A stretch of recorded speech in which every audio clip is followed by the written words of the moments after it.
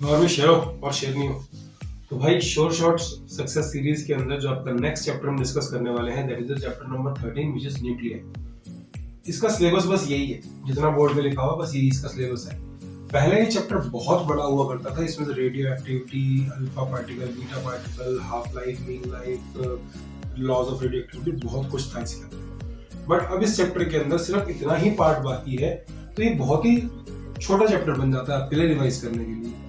आप इसे किसी भी बड़े चैप्टर के साथ मिलाकर एक दिन में रिवीजन प्लान बना सकते हैं। बट इस चैप्टर के अंदर जो डंक है ना वो अभी भी उतना ही है।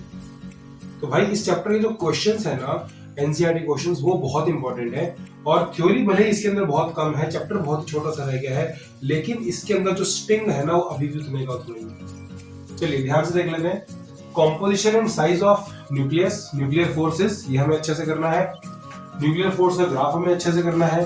Mass energy relation, mass defect, binding energy per nucleon and its variation with mass number, ये बहुत इंपॉर्टेंट टॉपिक है बाइंडिंग एनर्जी वाला। इसके ऊपर क्वेश्चन आना 100% कंफर्म ही है लगभग। तो भाई न्यूक्लियर फिशन, न्यूक्लियर फ्यूजन, इनके ऊपर न्यूमेरिकल्स बहुत इंपॉर्टेंट है, तो इनके न्यूमेरिकल्स हम अच्छे से डिस्कस करेंगे। और जो इनका जो ग्राफ्स है, जो कर्व्स है इस चैप्टर के, वो अच्छे से आपको आने चाहिए। So let's start the short success of nuclei. So students, now we will hit the first topic of this chapter, which is the composition of nuclei. तो भाई किसने बताया कि न्यूक्लियस अंदर से किस चीजों से बना हुआ है? ठीक है, कॉम्पोजिशन क्या है इसकी, किन किन चीजों से, किन किन पार्टिकल से बना हुआ है। तो भाई Heisenberg proposed proton neutron hypothesis in 1993। तो after the discovery of neutrons by Chadwick, ठीक है, हेजनबर्ग ने कहा कि जो आपका न्यूक्लियस है ना वो प्रोटॉन और न्यूट्रॉन से मिलकर बना हुआ है, और प्रोटॉन्स और न्यूट्रॉन्स को हम कंबाइंडली, इन्हें हम क्या कहते हैं, न्यूक्लियॉन्स, यानी कि ये न्यूक्लियस के रेजिडेंट्स हैं, ये न्यूक्लियस में रहते हैं। क्लियर? तो भाई according to this, proton neutron are the main building blocks of a nuclei of all the atom. जितने भी एटम्स हैं सबके जो न्यूक्लियाई है ना वो किससे बने हुए हैं, प्रोटॉन्स और न्यूट्रॉन से। पहली बात तो जो न्यूक्लियस है वो भारी बहुत होता है, और दूसरी बात उसके ऊपर पॉजिटिव चार्ज, सारा पॉजिटिव चार्ज उसी के ऊपर होता है। तो दैट मींस सारे के सारे प्रोटॉन्स न्यूक्लियस में ही होंगे। और दूसरी बात वो भारी है, यानी कि न्यूट्रॉन्स और प्रोटॉन जो कि दो भारी पार्टिकल्स हैं, वो दोनों ही न्यूक्लियस के अंदर रहते हैं। ठीक है, तो ये हाइपोथेसिस हेजनबर्ग ने पहली बार दिया था। सो स्टूडेंट्स, अब हम यहाँ पर डिस्कस करेंगे कॉम्पोजिशन ऑफ एटम के बारे में। अगर आपको एटम का एक सिंबल दे दिया जाए, उसका एटॉमिक नंबर दे दिया जाए, तो उसके डिफरेंट पैरामीटर्स आपको कैसे निकालने हैं। देखिए, जो आपका नंबर ऑफ न्यूट्रॉन, जो नंबर ऑफ प्रोटॉन्स होगा, that is equal to atomic number. कई बार बच्चों को कंफ्यूजन होती है कि जो एटॉमिक नंबर है that is equal to number of electrons. No, जो नंबर ऑफ प्रोटॉन्स होता है that is always equal to atomic number which is equal to z। अब अगर मास नंबर, क्योंकि मास नंबर में दो चीजें काउंट होती हैं, एक नंबर ऑफ प्रोटॉन्स और दूसरा नंबर ऑफ न्यूट्रॉन्स। तो नंबर ऑफ प्रोटॉन्स तो आप अलग से कैलकुलेट कर चुके हो ना, z। अगर आप a में से z माइनस कर दोगे तो बाकी बचे हुए पार्टिकल्स आ जाएंगे। वो बाकी बचे हुए पार्टिकल्स कौन से थे? They were neutrons. So number of neutrons क्या होगा? Mass number minus the atomic number, that is a minus z। Now number of electrons, अब जो नंबर ऑफ इलेक्ट्रॉन्स होते हैं वो एटम की न्यूट्रलिटी को मेंटेन करने के लिए equal to number of protons ही होते हैं। तो जितने नंबर ऑफ प्रोटॉन्स थे हमारे पास, उतने ही आपके पास नंबर ऑफ इलेक्ट्रॉन्स भी होंगे, that is equal to z। तो ये बहुत ही बेसिक से पैरामीटर्स है जो आप किसी भी एटम का सिंबल, उसका एटॉमिक नंबर और मास नंबर देख के आप निकाल सकते हैं। ठीक है, तो now students, we will hit a very strange topic. ये आपने शायद क्लास 9th में एक बार पढ़ा होगा, और एनसीईआरटी में इसके ऊपर एक क्वेश्चन भी है 12th में। तो इसलिए मैंने यहाँ पर इस टॉपिक को मिस करने की गलती नहीं करी। तो हो सकता है कि इसके ऊपर एक न्यूमेरिकल आपको पेपर में आ जाए, और अगर आ गया and you are not prepared, there is no other choice, you have to leave that. ठीक है, तो ऐसा नहीं करने हैं। ध्यान से देखते हैं। अगर एक एलिमेंट है जिसके सपोज दो आइसोटोप्स है, कितने भी हो सकते हैं, उसको हम जनरलाइज कर देंगे, कोई दिक्कत वाली बात नहीं। ठीक है, अगर एक ऐसा एलिमेंट है जिसके दो आइसोटोप्स हैं, और नेचर में उसका जो पहला आइसोटोप है वो लेट से 70% एग्जिस्ट करता है, तो ऑब्वियस सी बात है ना, बाकी बचा हुआ 30% ही होगा। जो सेकंड आइसोटोप है वो 30% ही होगा नेचर में, क्योंकि कुल मिला के 100% जो आपको कैलकुलेट करना है, तो 70% अगर A1 है तो A2 कितना होगा, 30% ही होगा। तो यहाँ पर हमने स्टेटमेंट लिखी है कि let there be an element that has x% of isotope A1। अगर x% आइसोटोप A1 का है तो A2 का कितना होगा, 100 माइनस x% ही होगा, क्योंकि दो ही तरह के आइसोटोप है। अगर 3-4 तरह के होते फिर हम इस फॉर्मूला को मॉडिफाई करेंगे, वो अभी मैं करके दिखाऊंगा इसके अंदर। तो अगर कोई ऐसा एलिमेंट है जिसके दो आइसोटोप्स है तो उसका एवरेज एटॉमिक मास आप कैसे निकालेंगे, जितनी उसकी परसेंटेज नेचर में एग्जिस्ट करती है उसको उसके मास नंबर से मल्टीप्लाई कर देंगे। तो x by 100 into A1 plus 100 minus x divide by 100 into A2, ये इसकी परसेंटेज आ गई। और ऑब्वियस सी बात है, नीचे सब कुछ सारी परसेंटेज मिला के तो 100% ही आएगा। तो यहाँ पर आप क्या कर देंगे, इसको 100%, ठीक है। सो डिवाइड बाय 100 कर देंगे। इस फॉर्मूले के अंदर x A1 x उसके A2 की वैल्यू पुट कर देंगे तो आपके पास एवरेज एटॉमिक मास आ जाएगा। So I'm giving an example now of the formula. Let's say chlorine. Chlorine has two isotopes, chlorine 37 and chlorine 35, which exist in nature in the ratio 25% is to 75%। यानी कि जो nature में chlorine 37 मिलता है वो 25% मिलता है, और जो क्लोरीन 35 है वो 75% मिलता है। देखिए ऑब्वियस सी बात है, दोनों को ऐड करके तो 100 ही है, मतलब ये तो हमेशा ही 100 आएगा। इसको आप नीचे तो आंख बंद करके 100 लिख दो, although it is the sum of all the percentages, लेकिन वो हमेशा 100% ही होगा। So it is 37 into 25 by 100 plus 35 into 75 by 100। दोनों को ऐड करेंगे तो आंसर क्या आ जाएगा, 35.5। तो कुल मिला के जो एवरेज मास है क्लोरीन का वो है 35.5। ऑब्वियस सी बात है, ये एवरेज मास है, इंडिविजुअल एटम का तो मास हो नहीं सकता, it can not be in the fraction, ठीक है। तो जो एवरेज मास नंबर हम लेते हैं क्लोरीन का, दैट इज 35.5, और इसको हमने पीछे वाले फॉर्मूला से ही कैलकुलेट किया, जस्ट वैल्यूज को सब्स्टिट्यूट किया इसके अंदर। और आप यहाँ पे ये भी रिलेशन देख सकते हैं कि this is suppose x, then this is always 100 minus x, ठीक है। Now students, we will discuss two very important topics. One is the nuclear size and second is the nuclear density. सबसे पहले आपको nuclear size के बारे में पता होना चाहिए, then we will move on to nuclear density। देखिए एक्सपेरिमेंटली या लॉजिकली या कैसे भी लगा लो, volume of the nucleus is directly proportional to mass number. एक सीधी सी बात है, एक बैग के अंदर जितने ज्यादा सेब और संतरे भरे होंगे उस बैग का वॉल्यूम उतना ही ज्यादा होगा, ऑब्वियस सी बात है। तो volume of nucleus is directly proportional to the mass number. Assuming the nucleus to be a sphere, so 4/3 pi r cube is directly proportional to A. Now 4/3 pi is a constant, therefore r cube is proportional to A. So we will shift this cube to this side and it will become cube root, ठीक है। तो r is proportional to A raised to power 1/3। अब इस proportionality को remove करने के लिए we use a constant which is called r naught, and r naught is 1.2 femtometer। तो यानी कि जो आपका R नॉट है, जो आपका जो साइज ऑफ न्यूक्लियस है वो फेम्टोमीटर की रेंज में होता है, 10⁻⁻15 की रेंज में होता है, ठीक है। तो न्यूक्लियर साइज बहुत ही सिंपल सा है, और जो आपका न्यूक्लियर साइज है that is proportional to A raised to power 1/3। और इसके ऊपर बहुत बार क्वेश्चन आ जाता है, न्यूमेरिकल आ जाता है, ऐसे मास नंबर सिलेक्ट किए जाते हैं जो कि परफेक्ट क्यूब है। जैसे कि एल्यूमिनियम का कितना जो है उसका मास नंबर है 27 विच इज क्यूब ऑफ 3। इसी तरीके से ऐसा एलिमेंट लिया जाएगा जिसका कि मास नंबर है 125, 81, इस तरह के जो भी आपके क्यूब्स है, मतलब जो क्यूब वाले जो आपके मास नंबर्स हैं वो इसके न्यूमेरिकल्स में काफी इंपॉर्टेंट है। जैसे कि एक बहुत ही कॉमन सा क्वेश्चन है, what is the ratio of radii of the two nuclei having mass number 27 and 125, ठीक है।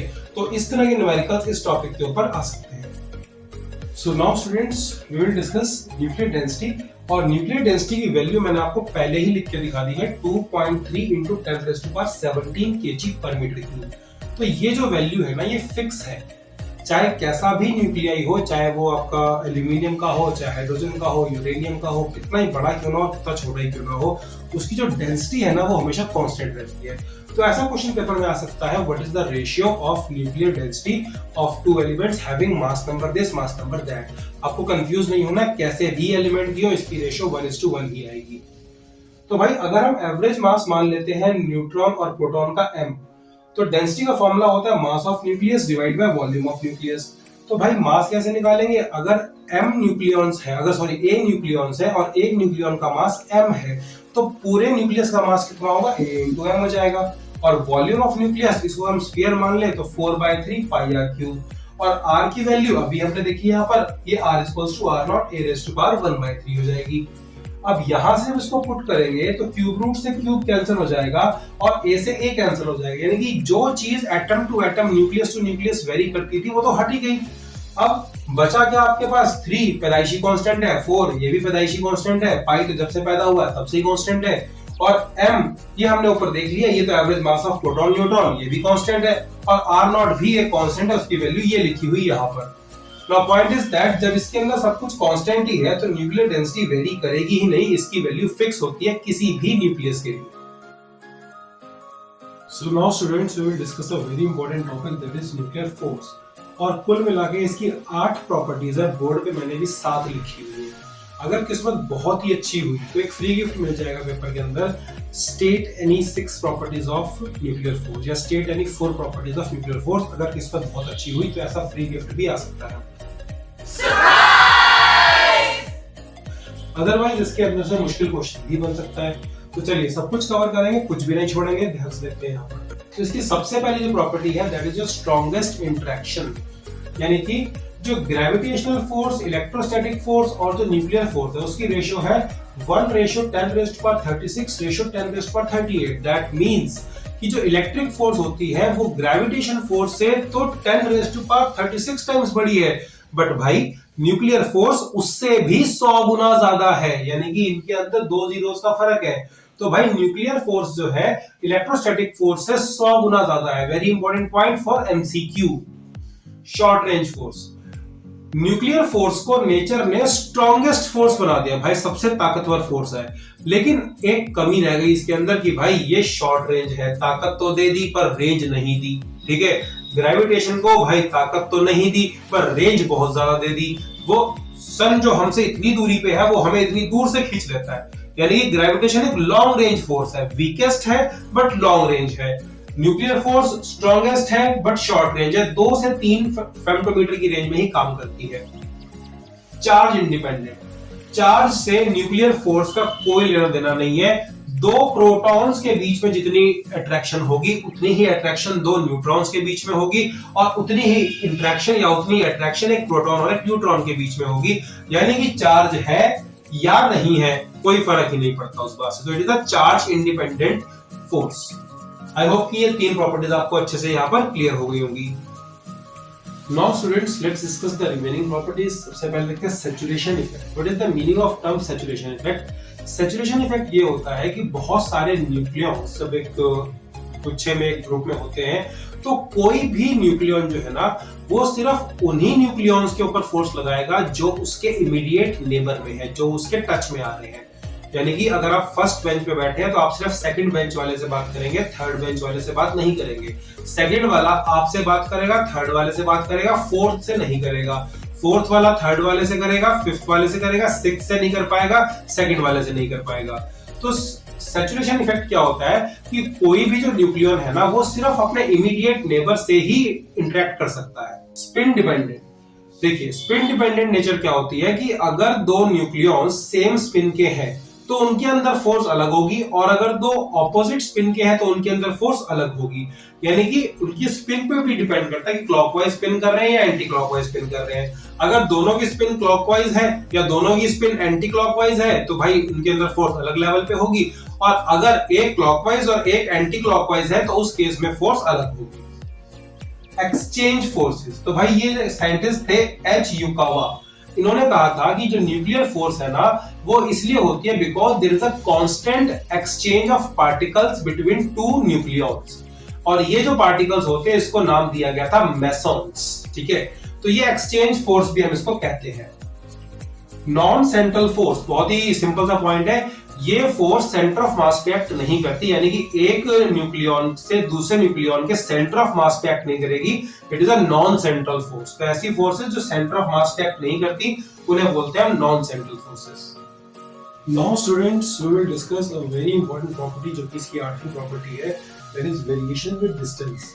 कि जो भी थोड़ा बहुत शॉर्ट रेंज जिसको मिली है उस शॉर्ट रेंज के अंदर ही ये फोर्स कैसे वेरी करती है, ध्यान से देखेंगे। देखिए अगर जो distance between 2 nucleons, if the r, that is the distance between 2 nucleons, is greater than 4 femtometer, तो भाई उस केस में ये न्यूक्लियर फोर्स जीरो को टेंड कर जाती है, जीरो को अप्रोच करने लग जाती है, न्यूक्लियर फोर्स खत्म हो जाती है। जैसे जैसे आप डिस्टेंस को कम करते जाएंगे, आप देखिए न्यूक्लियर जो एनर्जी है इस ग्राफ के अंदर, जो न्यूक्लियर पोटेंशियल एनर्जी है वो नेगेटिव में जाती जा रही है, और एक पॉइंट ऐसा आ गया जहां पर कि ये मिनिमम पे पहुंच गई। ठीक है, सो eight R equals to R naught, which is nearly equal to 0.8 फेम्टोमीटर, अगर दो न्यूक्लियॉन्स को 0.8 फेम्टोमीटर पर रखा जाए तो उनके बीच में लगने वाली जो न्यूक्लियर फोर्स है वो मैक्सिमम अट्रैक्टिव होती है, और मैक्सिमम अट्रैक्टिव को मिनिमम पोटेंशियल एनर्जी कहते हैं। ठीक है, सबसे स्ट्रॉन्ग अट्रैक्शन यहां पर होगी, that means minimum potential energy. अगर आपने इसके बाद डिस्टेंस को कम करना शुरू किया, if R is less than 0.8 फेम्टोमीटर, अगर आपने इसको इसके बाद कम करना शुरू किया, this force starts becoming repulsive, और ये इक्विलिब्रियम डिस्टेंस जहां पर ये जीरो का अप्रोच करेगी उसके बाद तो ये बहुत शार्पली राइज कर जाएगी। अगर आपने जरूरत से ज्यादा दो न्यूक्लियॉन्स को पास लाने की कोशिश करी तो वो अट्रैक्ट करने की बजाय रिपेल कर जाएंगे और स्ट्रांगली रिपेल करेंगे। ठीक है, तो इस ग्राफ को आपको पेपर में ड्रॉ करने के लिए कहा जा सकता है, तो इसको अच्छे से बनाएं एक दो बारी और इसके सारे पॉइंट्स नोट करें कि भाई 4 फर्मी के बाद तो जीरो हो जाएगी, मैक्सिमम अट्रैक्शन कहां पे होगी, और उसके बाद अगर फिर आप उसको पास लाएंगे तो ये क्या करेगी। तो इस तरह के क्वेश्चंस आपके पेपर में आ सकते हैं। So now students, we are starting a very important series of topics. यहाँ से एक सीरीज ऑफ टॉपिक स्टार्ट होगा, जैसे कि जिसका पहला टॉपिक है दैट इज मास डिफेक्ट। यहाँ से सारे न्यूक्लियर फिजिक्स की स्टार्ट होती है कि भाई मास डिफेक्ट क्या होता है। मास डिफेक्ट जैसे कि आपको नाम से समझ में आ रहा है किस तरह का डिफेक्ट है, और ये डिफेक्ट क्या है। जब हम किसी न्यूक्लियस के इंडिविजुअल कॉन्स्टिट्यूएंट्स जो न्यूक्लियॉन्स हैं उन सबका मास ऐड कर देते हैं और rest mass of the nucleus as a whole calculate करते हैं, तो दोनों में एक डिफरेंस आता है। जो sum of rest masses of individual nucleons होता है ना, वो हमेशा रेस्ट मास ऑफ न्यूक्लियस से ज्यादा होता है। यानी कि अगर हम अलग अलग न्यूक्लियॉन्स के मास को ऐड करें तो उसका सम ज्यादा आता है as compare to mass of the complete nucleus as a whole. तो भाई ये मास जाता कहां है, अभी थोड़ी देर में बताऊंगा। फिलहाल सम ऑफ रेस्ट मासेस जो है वो कैसे निकलेगा, जितने उसमें प्रोटॉन्स हैं उसको मास ऑफ प्रोटॉन से मल्टीप्लाई कर दो, जितने उसमें न्यूट्रॉन्स हैं उसको नंबर ऑफ न्यूट्रॉन्स को मास ऑफ न्यूट्रॉन से मल्टीप्लाई कर दो, तो ये आपका सम ऑफ रेस्ट मासेस आ गया। और जो इंडिविजुअल जो पूरे जो उसका जो मास है न्यूक्लियस का कंबाइंड फॉर्म में, उसको हमने m से रिप्रेजेंट किया यहाँ पर। तो ये हमेशा एक डिफरेंस नजर आता है और इस डिफरेंस को बोलते हैं मास डिफेक्ट। यानी कि कुछ मास कहीं ना कहीं कैलकुलेशन में गड़बड़ी कर रहा है, that is called as mass defect. ये इस मास डिफेक्ट से क्या होता है अभी हम इसके नेक्स्ट पार्ट में देखते हैं वीडियो के। So students, our next topic is binding energy, which is a very important topic. Binding energy देखो क्या होता है, न्यूक्लियस के ये सपोज अलग अलग ये सब कॉन्स्टिट्यूएंट्स हैं, सपोज ये अलग अलग कॉन्स्टिट्यूएंट्स हैं, इनको ऐसे बाइंड करके एक न्यूक्लियस बनाया हुआ है हमने ऐसे। ठीक है, अब इसको तोड़ने के लिए इसको इतना तोड़ना है, इतनी एनर्जी देनी है कि सारे कॉन्स्टिट्यूएंट्स अलग अलग हो जाए और वापस दोबारा ना जुड़ सके। अपनी मुट्ठी को ऐसे बंद कर लीजिए और इसको अगर हल्का सा आप यहाँ से एनर्जी देके सेपरेट करेंगे ना, ऐसे करके छोड़ते ही वापस जाएगा। यानी कि आपने इसको इतनी एनर्जी देनी है कि ये वापस ना जा पाए। क्लियर, वापस से दोबारा न्यूक्लियस फॉर्म ना हो जाए। It is the energy required to break up a nucleus into its constituents protons and neutrons. उसके जो कॉन्स्टिट्यूएंट प्रोटॉन्स और न्यूट्रॉन्स है उसको तोड़ देना, अलग कर देना है, and to separate them to such a large distance that they may not interact with each other। और उनको इतना दूरी तक सेपरेट कर देना है कि वो वापस से जो है ना अपने न्यूक्लियस को दोबारा फॉर्म ना कर सके। अब यहाँ पर हम एक और चीज स्टडी करेंगे कि भाई बाइंडिंग एनर्जी और मास डिफेक्ट में क्या रिलेशन है। तो भाई binding energy is equals to delta m into C square. यानी कि जो मास डिफेक्ट में जो मास लॉस हो रहा था, जो मास का हमें कमी दिख रही थी, वो मास जा कहाँ रहा है, वो बाइंडिंग एनर्जी में जा रहा है, वो उसकी बाइंडिंग एनर्जी बन जाता है और आइंस्टाइन इक्वेशन के हिसाब से हमने इसे बाइंडिंग एनर्जी में कन्वर्ट कर दिया। So this is binding energy. Students, now very typical topic, binding energy per nucleon. It's very important और इसके ऊपर न्यूमेरिकल्स भी आपको पेपर में आ सकते हैं, तो इसको टॉपिक को ध्यान से समझेंगे। बाइंडिंग एनर्जी अभी हमने डिस्कस किया था delta m into C square, that's okay. Now binding energy per nucleon क्या होता है कि एक न्यूक्लियॉन को सेपरेट करने में कितनी एनर्जी लग जाएगी। For example there are 10 nucleons, तो उसमें से एक को सेपरेट करने में कितनी एनर्जी निकल जाएगी।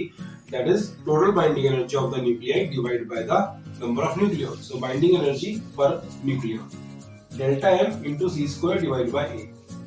Now we all know that delta M क्या होगा, मास ऑफ इंडिविजुअल न्यूक्लियॉन्स, सबको हम ऐड कर देंगे और उसमें से मास ऑफ द न्यूक्लियस को माइनस कर देंगे। तो कितने प्रोटॉन्स थे, z number of protons, number of neutron कितने थे, a माइनस z थे, और मास ऑफ न्यूक्लियस को मैंने m मान लिया। अब मैंने इसके अंदर क्या किया, मास ऑफ इलेक्ट्रॉन्स को ऐड कर दिया और माइनस कर दिया। सेम क्वांटिटी को ऐड और सब्ट्रैक्ट कर सकते हैं ना, तो मैंने ZMe प्लस कर दिया और ZMe को ही माइनस कर दिया। नेक्स्ट स्टेप के अंदर ZMp और ZMe को क्लब कर दिया, यहाँ पे Z कॉमन लेके mass of proton plus mass of electron कर दिया। a minus z mass of neutron as it is copy कर दिया, और ये माइनस m और माइनस ZMe में से माइनस कॉमन लेके mass of nucleus plus mass of electron कर दिया। अब एक एटम को देखा जाए तो हम दो पार्ट्स में तोड़ सकते हैं, एक तो उसका न्यूक्लियाई और एक उसके आसपास घूमते हुए इलेक्ट्रॉन्स। सो m प्लस ZMe हो गया, यहाँ पर m प्लस ZMe क्या होगा, mass of the whole atom. तो mass of the whole atom हमने यहाँ पर पुट कर दिया जो पूरे एटम का मास था, और plus mass of proton plus mass of electron तो equal to mass of hydrogen atom होता है, जो आपका प्रोटियम वाला हाइड्रोजन होता है जिसमें कि एक इलेक्ट्रॉन और एक प्रोटॉन होता है, तो मास ऑफ प्रोटियम हो गया यहाँ पर। तो ये आपका फाइनल फॉर्मूला बनाएगा बाइंडिंग एनर्जी पर न्यूक्लियॉन का। स्टूडेंट्स, इस चैप्टर का मोस्ट इंपॉर्टेंट टॉपिक, इसको कहना गलत नहीं होगा, ये अपने अंदर पूरा 3 नंबर का क्वेश्चन है। हालांकि 3 नंबर का क्वेश्चन डायरेक्टली आना इस पे मुश्किल है, पार्ट्स में आएगा, थोड़े थोड़े पार्ट्स में, क्योंकि इतना सामने पर भी नहीं आने वाला कि आपको पूरा बाइंडिंग एनर्जी का एक्सप्लेन और ड्रॉ करने को बोल देंगे 3 नंबर, ऐसा नहीं होने वाला। इसलिए आपको ये कर्व तो बनाना आना चाहिए, साथ में हम इस कर्व को ना वेरियस पार्ट्स में तोड़ के पढ़ेंगे, भाई कौन सा पार्ट क्या बता रहा है। सबसे पहले तो ध्यान से सुनो, जो बाइंडिंग एनर्जी कर्व है that is actually not binding energy, that is actually binding energy per nucleon. इस एक्सिस के ऊपर बाइंडिंग एनर्जी प्लॉट नहीं होती, इस एक्सिस के ऊपर क्या प्लॉट होता है, बाइंडिंग एनर्जी पर न्यूक्लियॉन, और इस वाले एक्सिस के ऊपर प्लॉट होता है mass number, number of nucleons. अब इस ग्राफ को आपको अच्छे से ड्रॉ करना आना चाहिए, तो मेरे हिसाब से कम भी इस ग्राफ को ना 10 बार ड्रॉ करने की प्रैक्टिस करते जाओ। Straight line, then zigzag 3 times, फिर यहां से एक स्ट्रेट लाइन ऐसे करके ब्रॉड करके, मतलब एक ब्रॉड मैक्सिमा बना के यहां पर ऐसे आएगा, ठीक है। तो कम से कम 10 बार तो पहले इस ग्राफ को ड्रॉ करते जाओ, क्योंकि अगर फ्री गिफ्ट मिल गया कि draw the binding energy curve, तो आपको ये ड्रॉ करना अच्छे से आना चाहिए, ठीक है। चलिए इसको पहले ड्रॉ कर लेगा, कम से कम भी 10 बार, ठीक है। अब हम इसके वेरियस पार्ट्स के बारे में पढ़ेंगे कि डिफरेंट पार्ट्स क्या चीज बता रहे हैं।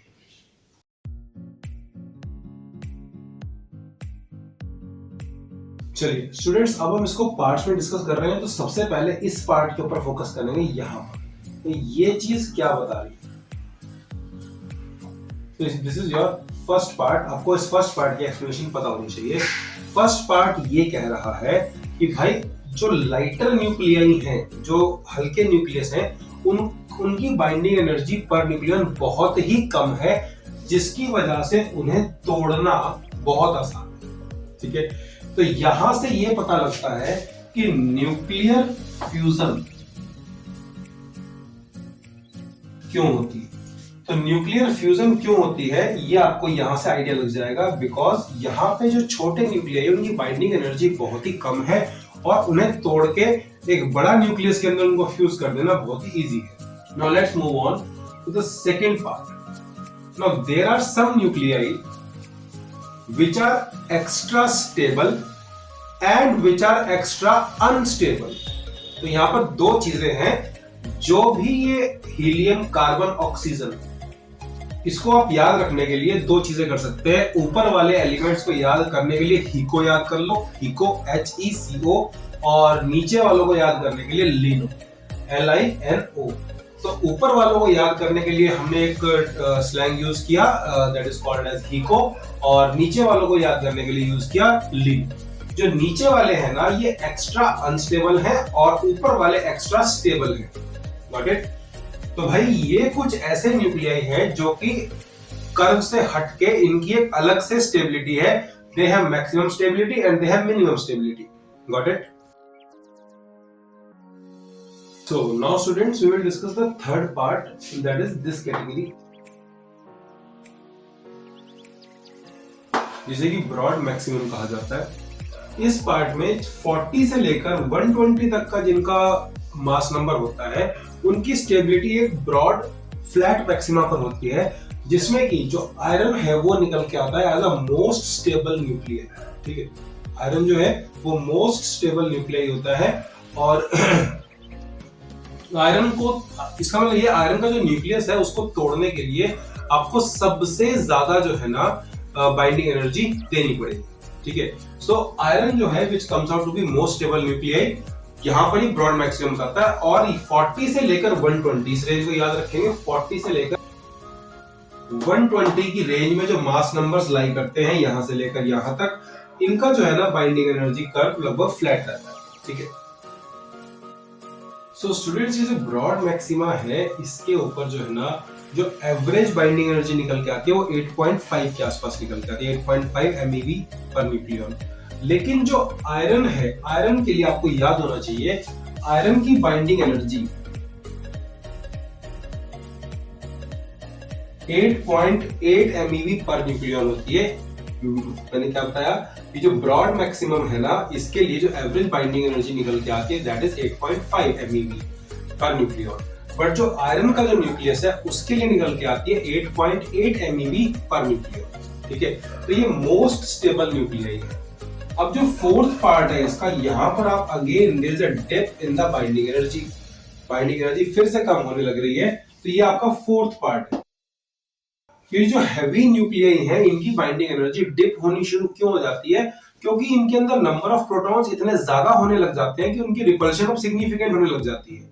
जो छोटे वाले न्यूक्लियाई है ना उनके अंदर प्रोटॉन प्रोटॉन रिपल्शन होती है बट न्यूक्लियर फोर्स उसको मैनेज कर लेती है.